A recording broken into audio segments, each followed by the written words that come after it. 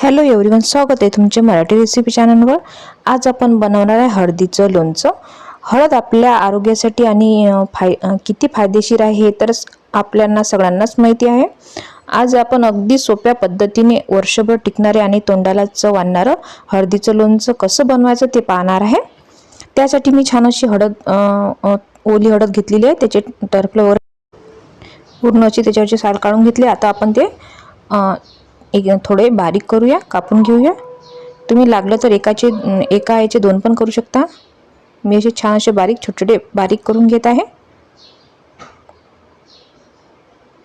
छान असे व्यवस्थित बारीक करून घेत आहे, असे लांब लांब। तुम्हाला लागलं तर तुम्ही वेगळ्या पद्धतीने पण कट करू शकता, गोल पण करू शकता। हे बघा, मी अशा प्रकारे बारीक करून घेतलेली आहे हळद।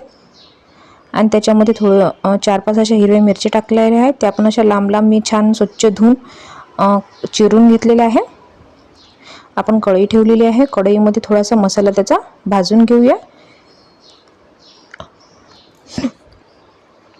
1 चम्मच मी मेथी घेतलेली आहे, ती हलकीशी अशी भाजून घेऊया। 3 चम्मच सोप घेतलेली आहे, बडीशोप। त्याच्यामध्ये 2-3 लवंगा, 2-3 मिरे, ते छान भाजून घेतलेलं आहे। आता हे मिक्स करून घेऊया। याच्यामध्ये 4-5 चम्मच मी मोहरी डाळ टाकलेली आहे, जे आपण आता मिक्सरमधून बारीक केलेलं होतं। सोप आणि मेथी ते मिक्सरमधून छान बारीक करून घेतलं आहे, ते त्याच्यात घालून घेतलं आहे।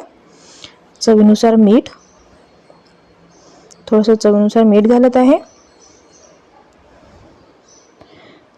थोडीशी धनिया पावडर,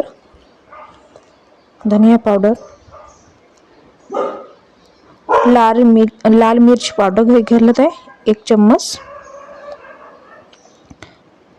थोडीशी हळद, 2 लिंबाचा रस काढून घेतलाय, ते त्याच्यात रस घालून घेत आहे।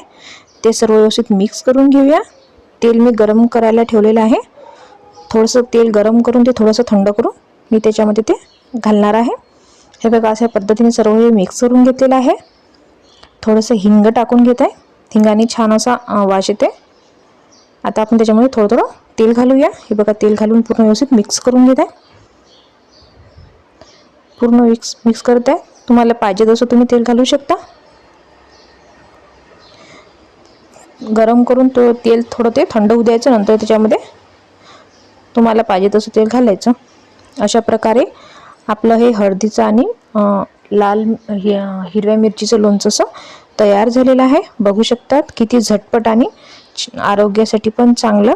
तुम्हाला जर ही रेसिपी आवडली असेल तर तुम्ही पण एकदा नक्की ट्राय करा। व्हिडिओ आवडला असेल तर व्हिडिओला लाईक करा आणि चॅनलला सबस्क्राईब करा।